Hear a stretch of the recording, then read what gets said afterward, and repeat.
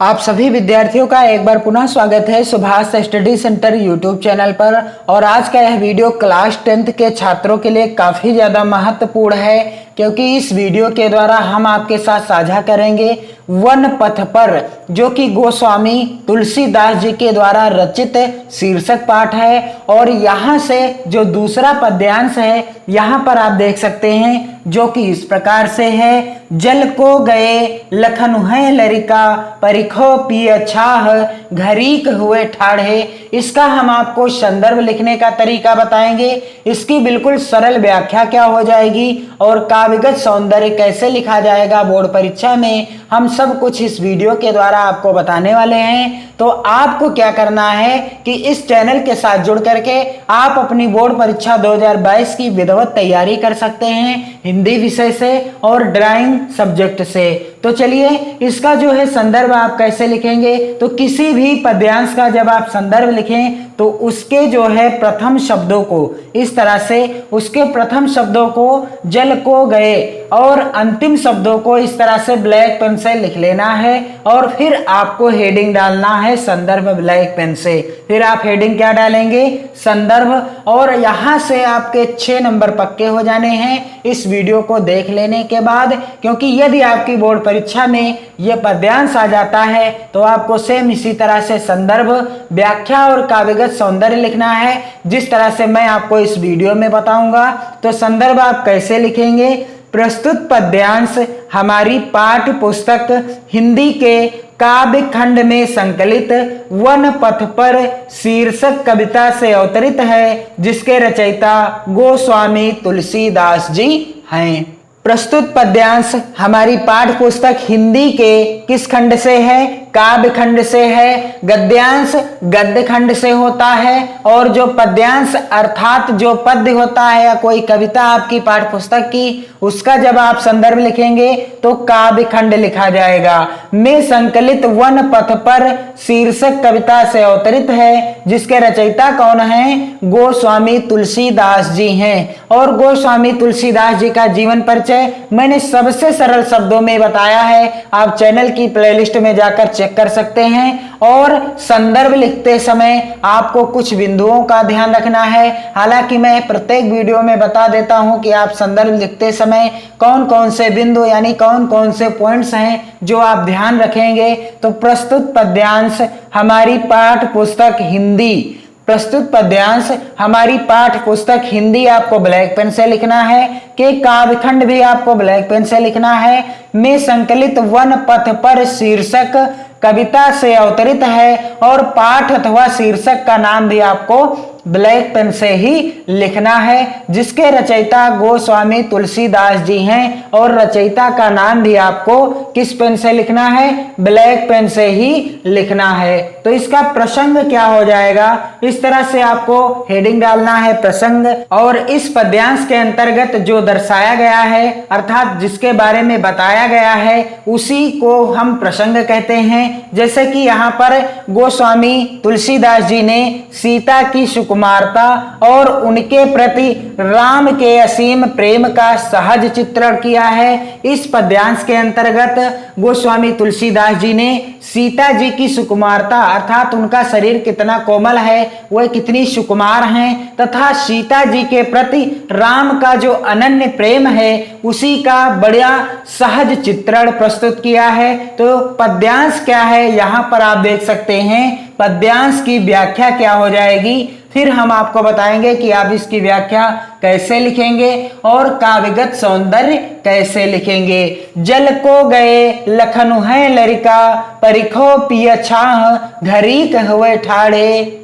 सीता जी श्रृंगवेरपुर से आगे चलने पर थक जाती हैं, अर्थात जब सीता जी अयोध्या से निकलती हैं वनगमन के लिए, तो कुछ दूरी पर चलने के बाद थक जाती हैं और वह विश्राम करना चाहती हैं। वह क्या करना चाहती हैं, विश्राम करना चाहती हैं। और वह भगवान श्री राम से क्या कहती हैं कि लक्ष्मण जल लेने के लिए गए हैं, लक्ष्मण पानी लेने के लिए गए हैं, इसलिए घड़ी भर किसी पेड़ की छाया में खड़े होकर उनकी प्रतीक्षा कर लेनी चाहिए। जल को गए लखन है लरिका, अर्थात क्या कहती हैं सीता जी कि लक्ष्मण जल लेने अर्थात पानी लेने के लिए गए हैं। परिखो पिय छाह, घरीक हुए ठाढ़े, इसलिए हमें उनका इंतजार करने के लिए किसी पेड़ की छाया में घड़ी भर खड़े हो जाना चाहिए। पोंछ पसेव बयारी करो और पाए पखरी हो भूभुर डाढ़े। और क्या कहती हैं सीता जी कि इतनी देर में मैं आपका पसीना पोंछ कर हवा कर दूंगी, अर्थात जो आपके तन बदन में पसीना बह रहा है, इतनी देर में जब तक लक्ष्मण जी नहीं आ जाते तब तक मैं आपके पसीने को सुखा दूंगी हवा करके।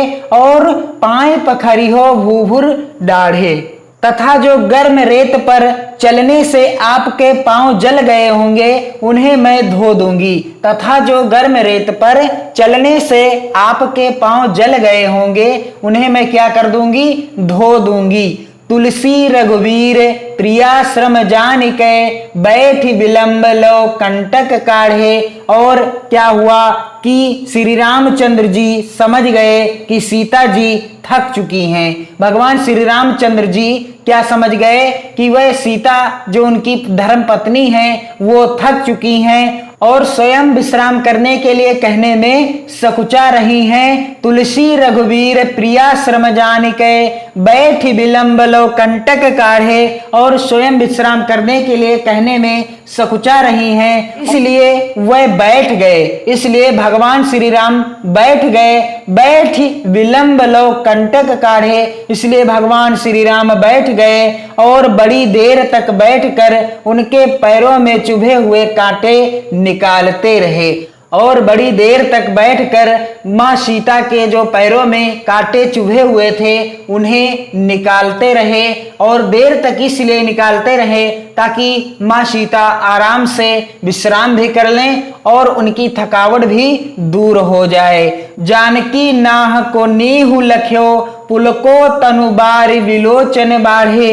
और क्या हुआ कि अपने प्रति पति का ऐसा प्रेम देखकर जानकी नाह को नेह लख्यो, अपने पति के द्वारा अपने प्रति ऐसा प्रेम देख करके पुलको तनुबार विलोचन बाढ़े, और उनकी आंखों में प्रेम के आंसू टपकने लगे। किसकी आंखों में? सीता जी की आंखों में। अपने पति अर्थात भगवान श्री रामचंद्र जी के द्वारा किए गए इस कार्य को अर्थात उनके प्रति जो प्रेम था भगवान श्री रामचंद्र जी का, उसे देख करके सीता जी की आंखों में आंसू टपकने लगे। तो इस पद्यांश की व्याख्या आपको कैसे लिखना है और काव्यगत सौंदर्य कैसे लिखना है।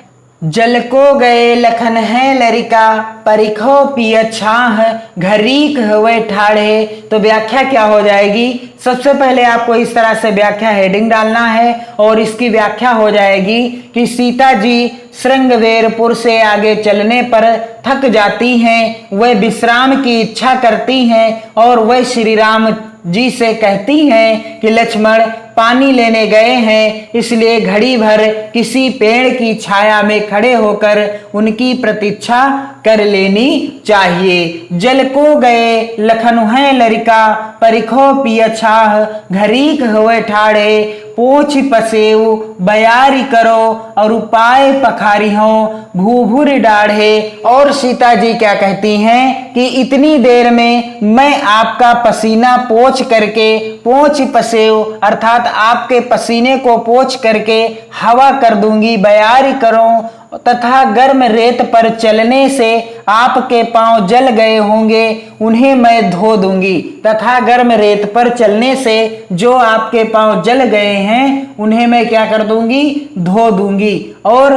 तुलसी रघुवीर प्रियाश्रम जानिके, बैठ विलंब लो कंटक काढ़े। तब क्या हुआ कि भगवान श्री रामचंद्र जी समझ गए कि सीता जी थक चुकी हैं, अर्थात वह थक गई हैं और स्वयं विश्राम करने के लिए कहने में सकुचा रही हैं। स्वयं विश्राम करने के लिए कहने में सकुचा रही हैं, इसलिए वह बैठ गए और बड़ी देर तक बैठकर उनके पैरों में चुभे हुए कांटे निकालते रहे। बड़ी देर तक बैठे रहे और सीता जी के पैरों में जो कांटे चुभे थे उन्हें निकालते रहे।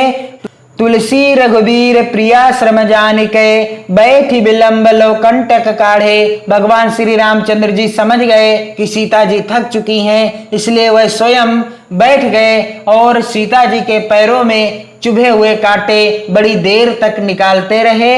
जानकी नाह को नेह लख्यो पुलको तनु बारी विलोचन बाढ़े। अपने प्रति पति का ऐसा प्रेम देखकर सीता जी पुलकित हो गई और उनकी आंखों में प्रेम के आंसू टपकने लगे। जानकी नाह को नेह लख्यो पुलको तनु बार विलोचन बाढ़े, अर्थात अपने पति के द्वारा किया गया ऐसा प्रेम या ऐसा कार्य देखकर सीता जी का शरीर पुलकित हो गया और उनकी आंखों से प्रेम के आंसू टपकने लगे। तो इसका काव्यगत सौंदर्य आप कैसे लिखेंगे? तो काव्यगत सौंदर्य इस तरह से आपको हेडिंग डालना है और काव्यगत सौंदर्य के अंतर्गत पहला बिंदु है गोस्वामी तुलसीदास जी ने सीता जी और श्री राम की भावनाओं का पारस्परिक आदान प्रदान बहुत दक्षता से प्रस्तुत किया है। गोस्वामी तुलसीदास जी ने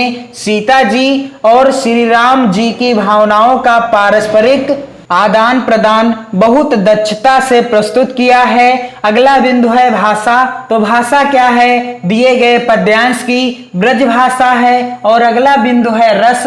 तो यहाँ पर कौन सा रस है? श्रृंगार रस है। और अगला बिंदु है छंद। जो प्रस्तुत पद्यांश है यह सवैया छंद में लिखा हुआ है। और अगला बिंदु है अलंकार। तो यहाँ पर अनुप्रास अलंकार है। तो इस तरह से आप काव्यगत सौंदर्य भी लिख सकते हैं बिल्कुल आसान तरीके से। मैंने आपको संदर्भ लिखने का तरीका, व्याख्या और काव्यगत सौंदर्य लिखने का तरीका बता दिया। यहाँ से यदि आपका प्रश्न बनता है बोर्ड परीक्षा में तो 6 नंबर आपके पक्के हो जाने हैं। आप चैनल के साथ जुड़े रहें, हम आपको इसी तरह के महत्वपूर्ण वीडियो उपलब्ध कराते रहेंगे जो आपकी बोर्ड परीक्षा 2022 के लिए महत्वपूर्ण हैं। आपको क्या करना है, इस वीडियो को अपने मित्रों में भी शेयर करते रहना है ताकि आपके साथ साथ आपके मित्रों का भी लाभ होता रहे। जय हिंद।